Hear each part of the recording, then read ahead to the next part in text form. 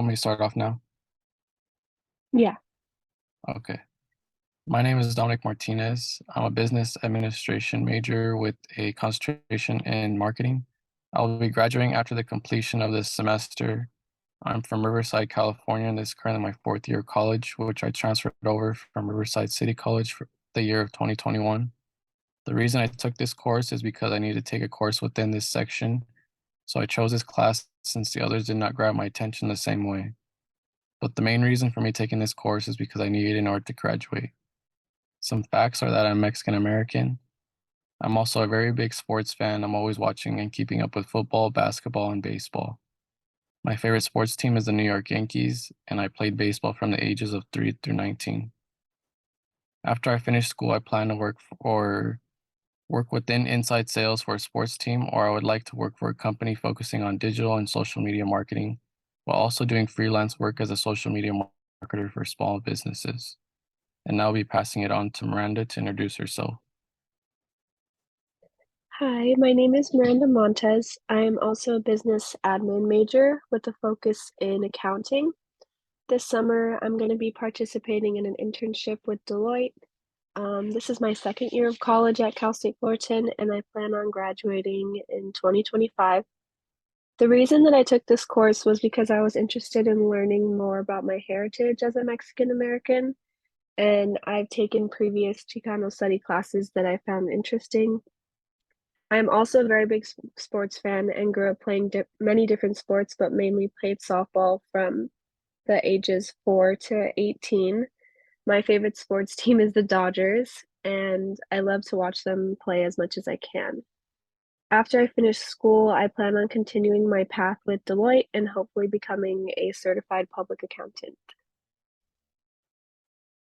To start off the interview process with our first question, I'll read it off. Using 3 to 5 examples from our readings, lectures, and podcasts, how do ethnic studies scholars unsettle histories of race in the hemisphere?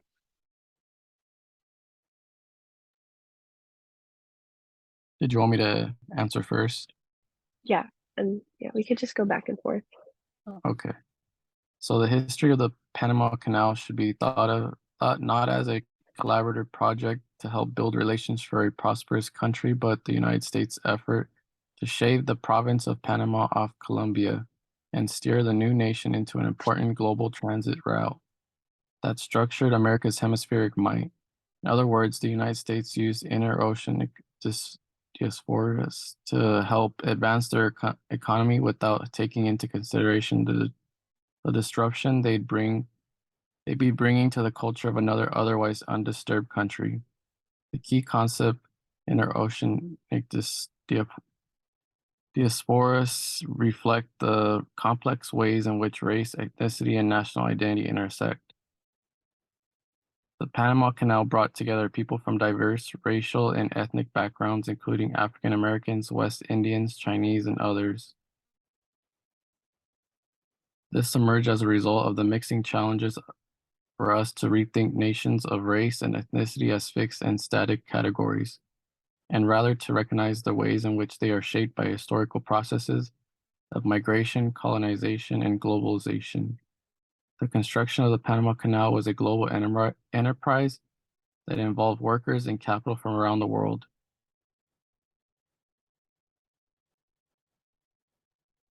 Going And off what Dominic said, I see ethnic studies as a way to, as said in the question, unsettle histories of race in the hemisphere. And this can be done by focusing on the experiences of many different people of color that have been marginalized around the world. And I think that the Panama Canal is a great example of this because many people were not taking into consideration the mixing of different cultures and the effects that it would have on bringing people into an unknown area that they're not used to, that they're not accommodated to. And I think this is why so many people ended up dying because a lot of people didn't consider that not everyone is going to be used to the conditions that we're in a completely different country with a completely different language and completely different customs. and they just brought in a group of a mixture of people and didn't really take them into consideration, and were only thinking about furthering their own careers and trying to look good as being the ones who were able to master the canal. Um, I think that recognizing that race is not a standalone category, but there's a lot of different intersections that form the oppression, such as gender, class, and sexuality. And being able to analyze it from all different perspectives will help us to better understand what's how to approach the issue of race. Would you like to move on to the second one? Second question? Yeah. Okay. I'll read it off. Using 3 to 5 examples from our readings, lectures, and podcasts, how do we compare and contrast histories of Jim Crow in the US and Jim Crow colonism in Central America? I can go first. Okay. So the histories of Jim Crow in the United States and Jim Crow colonize in Central America have some similarities, but also significant differences. Some ways to compare and contrast these two historical phenomena is through origins. The Jim Crow laws in the US emerged after the Civil War as a way to maintain white supremacy and control over African Americans. In contrast, Jim Crow colonialism in Central America refers to the period of US political and economic domination over countries like Guatemala, Honduras, and Nicaragua in the late 19th and early 20th centuries. The US used various tactics such as military interventions, economic coercion, and political manipulation to install and support authoritarian regimes that served American interest. There's also targets. So Jim Crow in the US primarily targeted African Americans, like Jim Crow colonialism in Central America impacted indigenous and Afro-descendant communities as well as mestizo populations. In both cases, the groups subjected to discrimination and oppression were denied basic rights such as voting, education, access to economic opportunities. There's also duration. So Jim Crow laws were enforced in the US from the late 19th century until the civil rights movement of the 1950s and 1960s. Although their legacy continued in more subtle forms, racism and discrimination in contrast, Jim Crow in Central America lasted until the mid-20th century when various social and political movements challenged U.S. authorities in the region. There's also forms of resistance, so both Jim Crow in the US and Jim Crow colonialism in Central America generated resistance movements that aimed to challenge and overcome racial oppression. In the US, the civil rights movement was led by African American leaders such as Martin Luther King Jr., who used nonviolent tactics such as sit-ins, boycotts, and marches to demand equal rights. In Central America, various social movements emerged that sought to challenge the political and economic domination of the US and to assert the rights and dignity of the marginalized communities. And now I could pass it on to Miranda to give her intake as well. Going off what Dominic said, I believe that both systems of Jim Crow segregation can be characterized by racial hierarchies and discrimination, but there are also some important differences that can be pointed out and seen in historical context. For example, in the US, Jim Crow laws were enforced by state and local governments, while in Central America, the Jim Crow colonialism was perpetuated by multinational corporations, foreign governments, and local elites. Additionally, the historical roots of Jim Crow colonialism in Central America are tied more to the legacy of colonialism and neocolonialism, whereas Jim Crow segregation in the US emerged in the aftermath of the Civil War and slavery and the Reconstruction. I think it's important to recognize the unique historical context that surround both Jim Crow segregation and Jim Crow colonialism because although they can oftentimes be grouped into one thing, it's important to study the differences to make sure that we understand how these types of things came about and make sure to not repeat them in the future.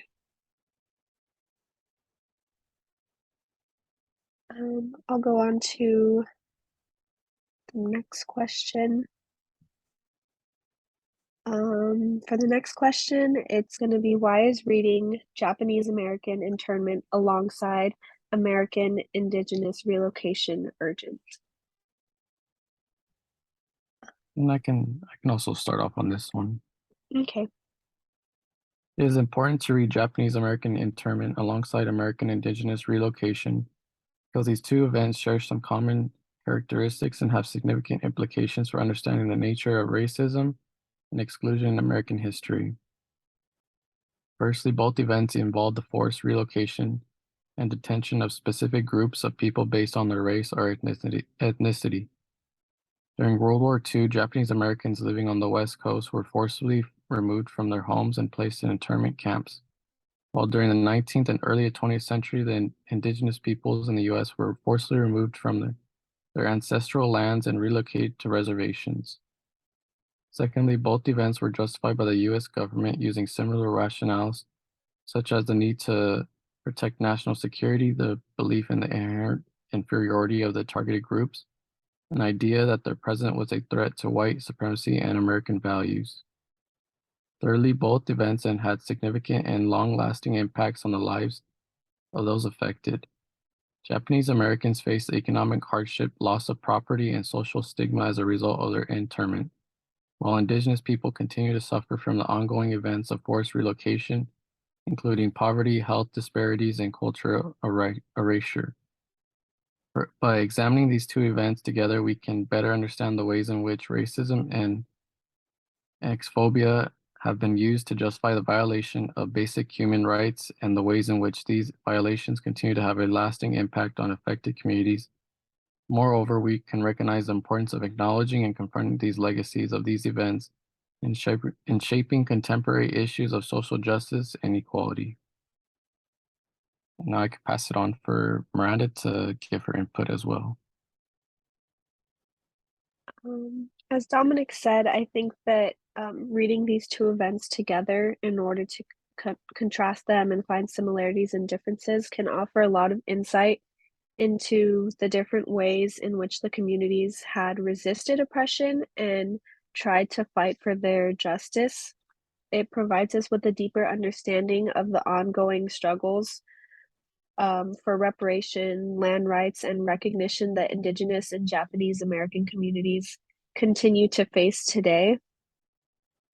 By recognizing the two connections between these historical events, it allows us to work towards more of a comprehensive understanding of the intersectionality of race and power and oppression. And I think that it's important to see that history repeats itself if we keep allowing it to.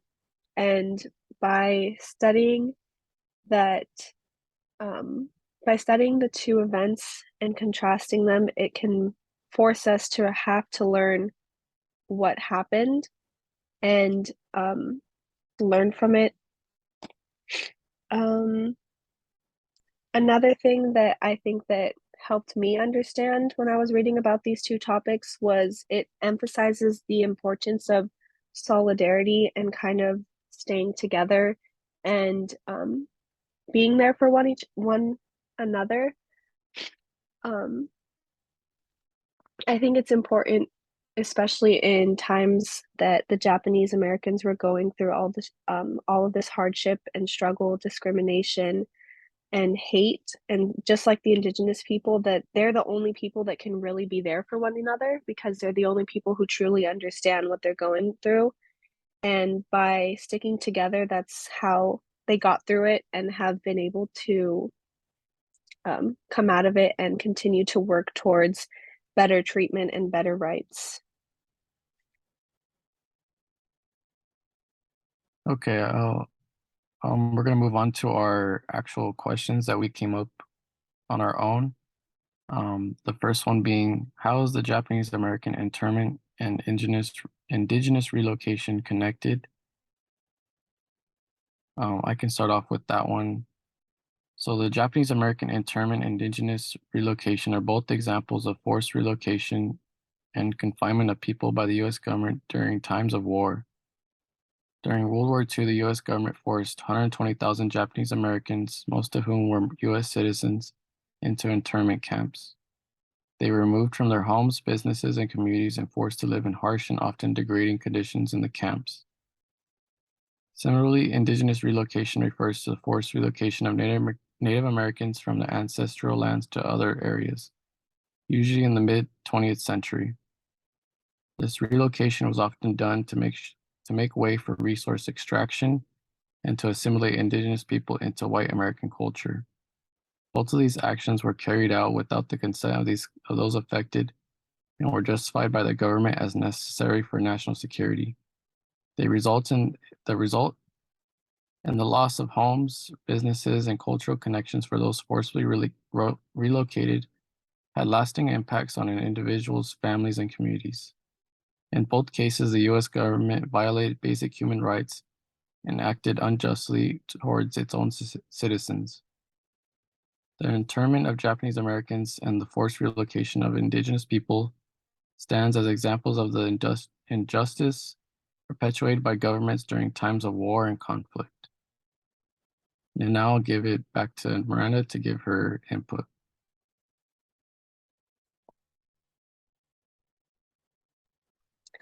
Just to continue off of what Dominic said, I think that this question can be related back to a podcast that we listened to that drew connections between the Japanese American internment history and the indigenous relocation removal history.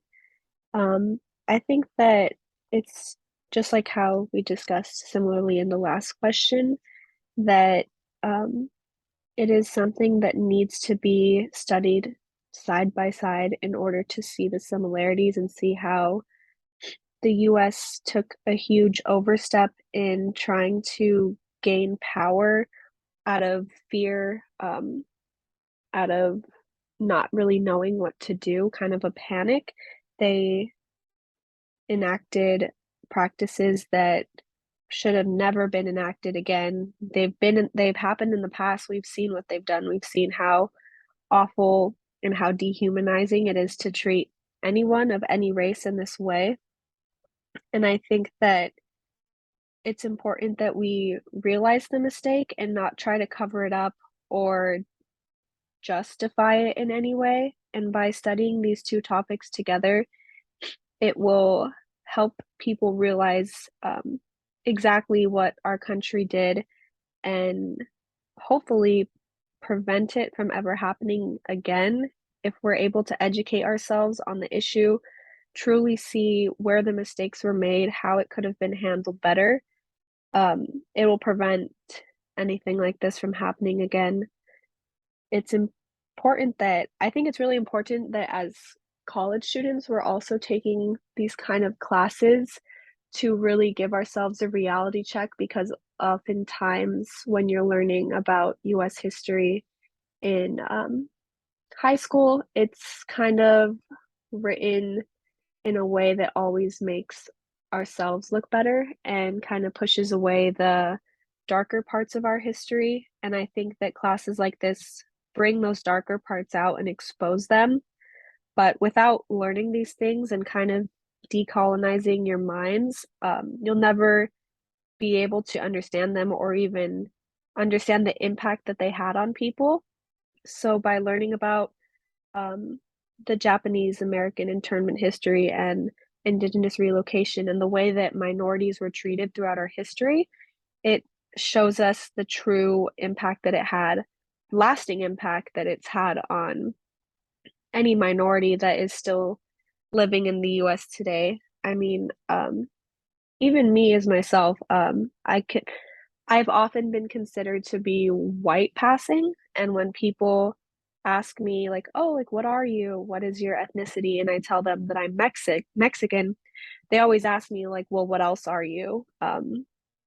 They don't they don't wanna assume that I'm Mexican, and it's kind of strange to me because that's never been something that I was never raised to be ashamed of it, which I know a lot of people were raised to be ashamed of it, and I think that's why it's important to take classes like this and learn to be proud of your heritage and not cower away so that you can inform people and, change their mindset just so that things like this can slowly be removed from society and the way that society thinks.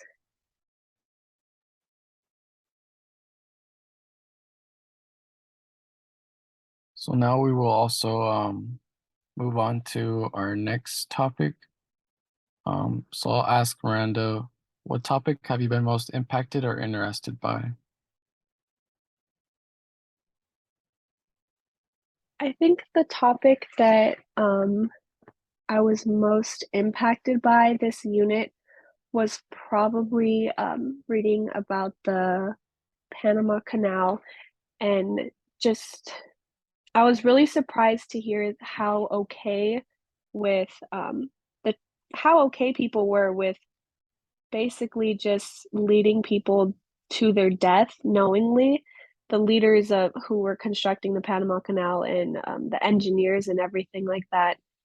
I mean, after a few months, they had to have known that these people were just gonna die and continue to die, and they continually shipped people in, promising this better life with fair wages and housing and all these things, just completely lying to them and having them under this false impression of safety. Um, but I just found that really baffling that that was something that someone could live with, and it was just really impactful to read that they were able to just continually ship people in, lead them to their deaths, and not really care. And I think that that's a huge issue in our country that we kind of see ourselves as above everyone else, and everyone else is basically just there for our use or anything that we can get out of them, and that causes a lot of, um, issues and unfairness in our country because of that mindset. So I think that was one of the topics that really impacted me. Yeah, I can agree.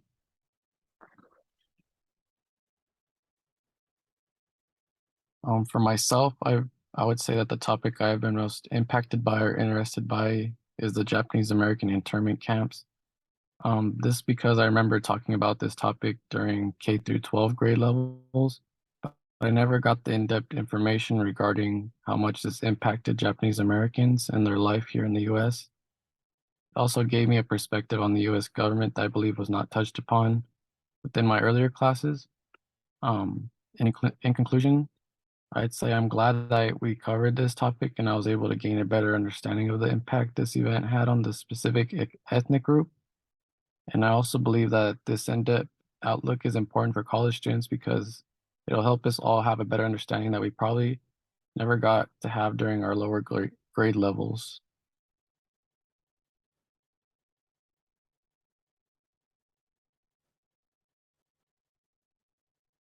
Okay. I think we're good on the time, so I think we could just end it. I'm Yeah. pretty sure. Okay, I'll stop it. All I don't right. really know how